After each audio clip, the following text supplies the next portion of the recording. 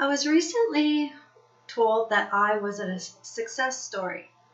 It caught me off guard because although the work I do, the holistic life coaching, the one-on-one intuitive healing sessions, the teaching, the public speaking, my books and articles, all that information and everything that I use comes from me, and it comes deep from my soul.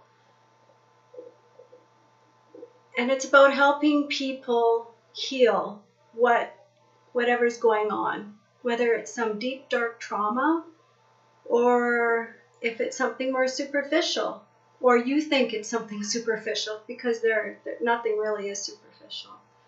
But I never thought of myself as a success story. So I had to stop and think about what that really looked like for me. Why don't I see myself as a success story? Because in order for me to do the work, I feel I share a lot of my knowledge. So 30 years ago, I was in a terrible, terrible relationship with a young man for 6 years. So through high school and through college, narcissist, which didn't know the word at the time, but I knew I only had a couple options to get out of that relationship. I wanted my life to be better, and I did consider committing suicide to get out, but I didn't. Instead, I quit school and I went home and faced the consequences with my parents, which, I mean, at the time seemed pretty huge. What do you pick, right? Anyways, a year after that, I was happy the decision I made. My life improved immensely. I had a great government job. I'd met a really nice guy. I owned my own car by then. So I'd realized that in order for my situation to improve, I needed to surround myself with better people and a better environment. And at the time, I didn't know about the word frequency and vibration, but I've been able to look at parts of my life and see how I've moved out of those lower frequencies that were making me very, very unhappy, and move into something else that made me happier. So right now in my life, I am so completely blessed. I'm so blessed. I have an amazing husband. I have 2 great daughters. I have a house I love. We have money to do what we want. But there's still struggles. It doesn't mean that my life is always perfect. But what I have realized is because my frequency has risen so much compared to 30 years ago when I was in that situation. I've shifted through a lot in 30 years, realized there's some people that weren't supporting me the way I needed them to. Sometimes it was just a conversation, and then we were able to support each other. Other times that I had to move into an entirely different area of my life. And with every change, I think there's struggles. And that's kind of been a pattern for me. Every time I set goals, and if something happens, I tend to have to readjust to get back to a place where I can pick myself back up again. And I think it has a lot to readjusting to the frequencies around me and shifting through what is healthy and what's unhealthy, because at a very early age for me, I had made that decision consciously and unconsciously that I wanted a healthy environment in my life. So that's one thing I haven't really struggled too much with in a long time, other than shifting through those spaces and areas, which isn't always an easy task. My husband and I did a lot of moving around. From 91 to 2000, we moved 5 times within 3 countries, had to learn another language, had a couple of kids. And it was all about taking care of him and the house and the children. So in 2000, when we finally settled, back home where I'd grown up, I was 33 and I had a complete mental breakdown. The emotions that I had suppressed for so many years had finally caught up with me. I was a big to-do list type person. I made the list, I did things, I marked them off. Oh, what's that? Oh, anger. Yeah, well, we're not dealing with that. Oh, what's that? Sadness? Oh, not dealing with that. Oh, what's that? Oh, I don't know what that is, and I'm not going to pay attention. I had grown up in the era in a household that didn't really pay much attention to emotions.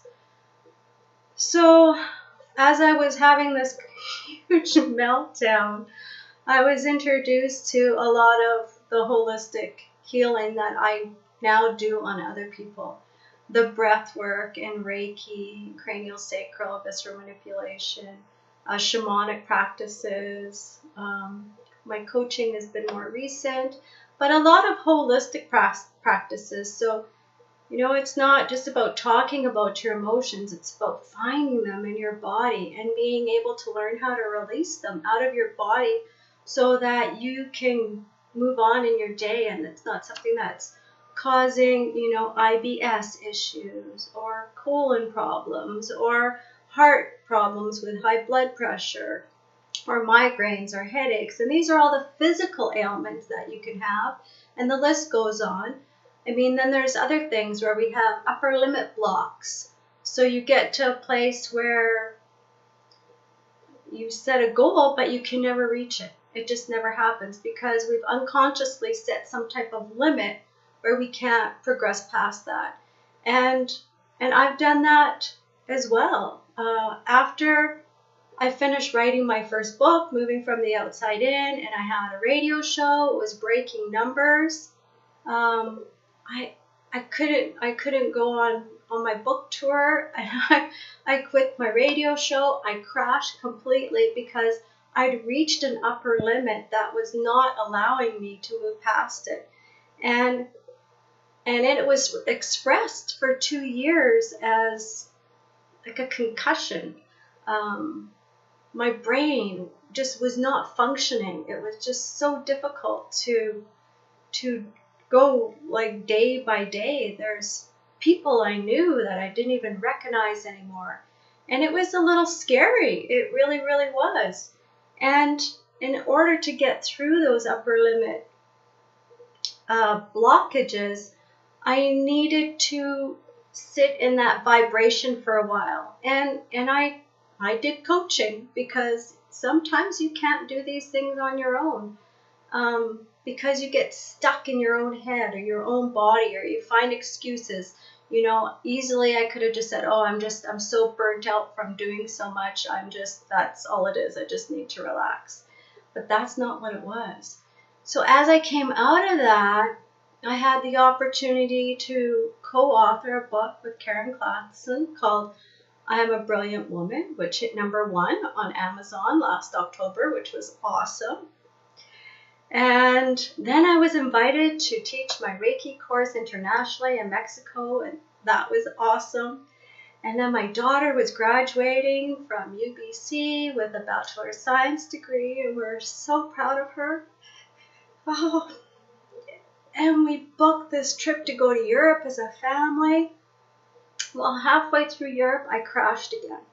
It's like I hit another level, this upper level block. And that's my pattern.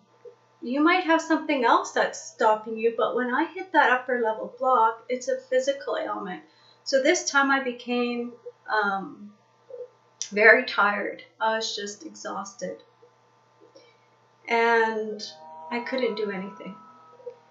And I came out of it a lot faster than I've had previous times, because as I look back in my life, other than the time where I left school and went home, which I was happy about leaving that relationship, these ones confused me because I was doing so well and having such a great life. And then all of a sudden it's like, oh, you can't have anything that's too good because the other shoe's going to drop. That's the old saying. But it wasn't. I'd hit another upper level block, and I had to work through it in order to find more success. So when I was told, you know, you are at a success story, look at where you were, Tracy, and where you've come and everything you've let go of. And in my book, you know, even over 10 years ago, you know, I write a part in here where it says, I was thrilled to be doing more work on myself, but was also so surprised how much more there was to do. Hadn't I done so much already? I had worked through shame and guilt and fear and anxiety. I'd offered up forgiveness and I learned how to trust. I let go of judgment and released my ego. I accepted others and myself for who we were. I relinquished control. I found helping others humbling. I'd removed the limitations on my conditioning and opened my heart to unconditional love. And there was more? Yes, there's always more. But that's only if we want more. If we don't want more, then we are just wherever we are. And, you know, the workshops I teach and the coaching I do and the healing I offer, it's because people don't want to live in the place they're living right now. They're a moment of sadness or unhappiness, or they just want to get rid of a physical ailment that they don't realize has an attachment to something emotional that could have happened in this lifetime or in another. And my main gift with everything I do, my main gift is being able to feel those emotions in people's body. That's what an empath is. But I've gotten so good at it that I can figure out exactly what that emotion is and get a pretty clear idea about what the situation was that made that happen. And if anything is a success story in my life, it's being able to do that and help people at that level. And I just can't tell you how much it feeds my soul to be able to do this work. Because it's just so rewarding. None of us should have to live a life where we're not happy. That's not why we're here. We're meant to be happy, but we need to be unconditionally happy. It's not about, you know, seeing a friend who makes you happy, or buying a new pair of shoes, or a boat, or a car that makes you happy. We can be happy without that stuff, and that's why, you know, people say you don't need things to be happy. You don't need things, but it doesn't mean you have to go without things either. You know, it's a whole spiritual awareness of where you are and what you want to do with your life and what you want it to look like. And if I can help you at all through any of my work, whether it's you pick up one of my books, or you read my newsletter, you come in for a treatment, or you decide you want to work with me doing some coaching, or attend one of my weekend workshops, you know, everything is made up energetically. We're all connected energetically, and being able to feel that energy, being able to feel where you are and attaching to something that you want. And you're allowed to want things. That's not a bad thing. You're allowed to want a better life, whatever that life looks like. And when you learn how to attach your frequency you're at to the frequency where you want to go, that's the gift. And that's what I'm really starting to understand with my upper limits. You know, as I've attached to that frequency, but I need to break through there before I get there. And having goals on the other side of those upper limits will really help get you to that next place without having to struggle as much. And I'd love to help you with that if that's what you're looking for. Thank you for letting me share. If you'd like to find out more about what I offer, I have a website. It's www.tracy, Tracy, Makarenko.com.